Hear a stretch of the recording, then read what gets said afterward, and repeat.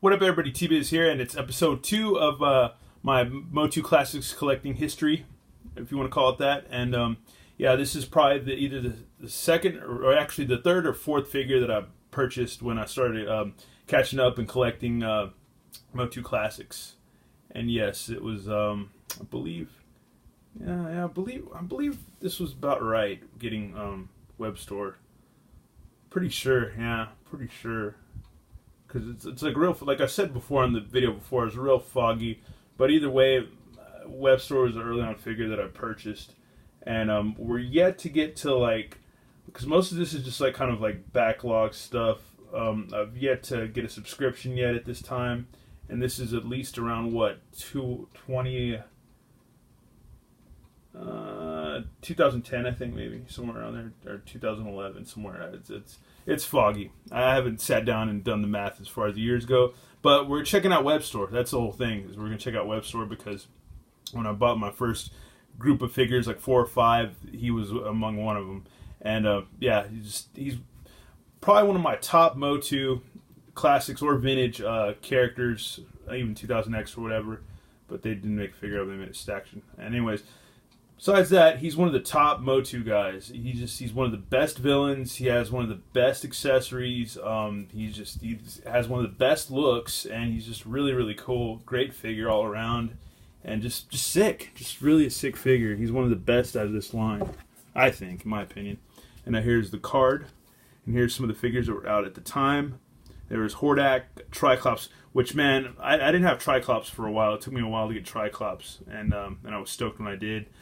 He-Man, Zodak, Man-at-Arms, and Webstor. And you got Hordak there too. But yeah, here we go. Here's this little file card. Webstor, Evil Master of Escape. Real name, Arrhenius, son of Arachnus. One of the last remaining members of an ancient Eternian race of spider warriors called the Arachna. Webstor was awoken from hibernation beneath Snake Mountain and occasionally allies himself with Skeletor. In ancient times, the Arachna were an advanced, dominant race until driven underground by the Snake Men. Arrhenius retains much of the knowledge of his people, and while seemingly savage, is an expert mathematician and strategist, as well as accomplished escape artist. He often arms himself with the grappling hook, fast pack, and uses his climbing power to escape capture. Just like I said, a sick accessory, and I love that picture from the vintage card right there with him just swooping up Castle Grayskull or whatever, or scaling to either get into Castle Grayskull or escaping getting his butt kicked, because I forgot what that whole picture looked like on that old vintage card because I don't have it. But yeah, there you go. Whoop, sorry Webstor. But that's a funny thing. They say he's like in this file card for the Four Horsemen version that he is a expert mathematician, really smart, smarty guy. And it's funny because in the cartoon, a lot of villains were portrayed as like morons or just idiots and stuff, or dolts or whatever. But yeah, regardless of that, it's still cool. One of the best figures. Face sculpt is just sick on this guy. You got all the spider eyes, which are cool. Sick fangs. Cool detail on the ears. You got the Beastman-like type ridge thing or whatever on his dome. It's really awesome. And when he was packaged too, he was packaged without his pack on, so he was just bare chested, nipples and all and stuff. And you had to attach the pack to him and stuff. But I believe I bought him also from Brian's Toys back in the day. And it came with the sturdy cord, which is cool. And on the cord, which I noticed, that's his little chest piece logo or whatever on the little tab. Same thing right there. And I love, like, a lot of these weapons, how they just, because this is the vintage, like, laser gun that came with Grayskull and stuff. But, of course, his own, vintage figure gun had, he had this same gun, but it was like a neon orange or whatever. But now you got it orange again, but it's a little different. It's a little more of a pumpkin orange with some, like, glittery metallic doodad paint in there and some red detail, which is cool. But I love his laser gun. I love this version of it because it's just the standard Grayskull laser gun, but still cool and yeah, neat. And I wonder if Super 7 is going to redo this figure or anything like that. If they'd put out like a bright neon version like the old school vintage figure, that'd be kind of cool. But one of the best figures all the way around. One of the best. As usual, articulation was pretty good for these guys. Wasn't bad. Wasn't bad at all. Very well done. Decent articulation. And then you had these little spider leg things, which also Buzz Off also had. And these move pretty well too. They swivel all the way, pretty much, almost all the way around, I think. Never worked these things too much. But yeah, they do swivel around. You just gotta kind of work them.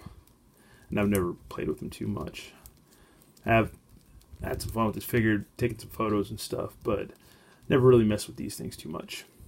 And then there's this grapple hook, which is cool. Got some more good paint detail right there with the metallic purple right there. Got some more metallic purple sheen on the grapple hook. And then, yeah. And you got the whole little skyhook thingamajigger right here, so it's pretty cool. So you can swoop down, or swoop up, or however you want to do it. I don't know, you know. It's a really cool little gimmick and weapon, not weapon, but accessory. Or tool, if you want to call it. But yeah. Look at that in his hand. But yeah, really, really cool.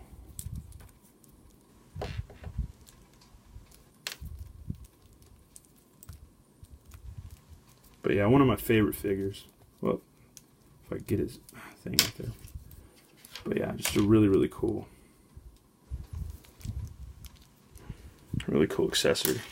And then you can just clamp it right in the back, right there, for safekeeping, which is cool because I don't think you could do that with the vintage figure. I have the vintage figure in the other room, but I didn't feel like bringing them out. I'm not doing a comparison. I'm just doing, you know, strictly just a history of collecting these guys.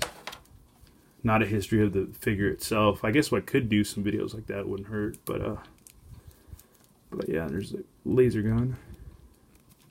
And it's funny because it took me a while to find this gun again because I was remembering, I was like, yeah, he comes with that orange gun, but I kept looking for a bright neon orange gun like the vintage one, and I don't know, I couldn't find it.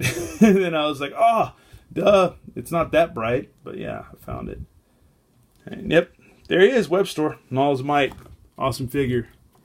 I haven't checked on eBay to see how much he goes for him. I reckon he's not too cheap, but I reckon he's not too expensive. But he's one of the best figures of the wave. Really is. If you can find him, get him. And if you've, I don't know, looked up the price, let me know. Because I'm pretty interested to see what it is. I might look it up after this video. But anyways, thanks for watching. That's episode 2 of my MOTU Classics Collecting History. More episodes definitely on the way because I want to review all my classics because I never got to. Anyways, thanks for everybody who watched the video before and commented. I really appreciate it. I need to get back to you guys and answer your comments.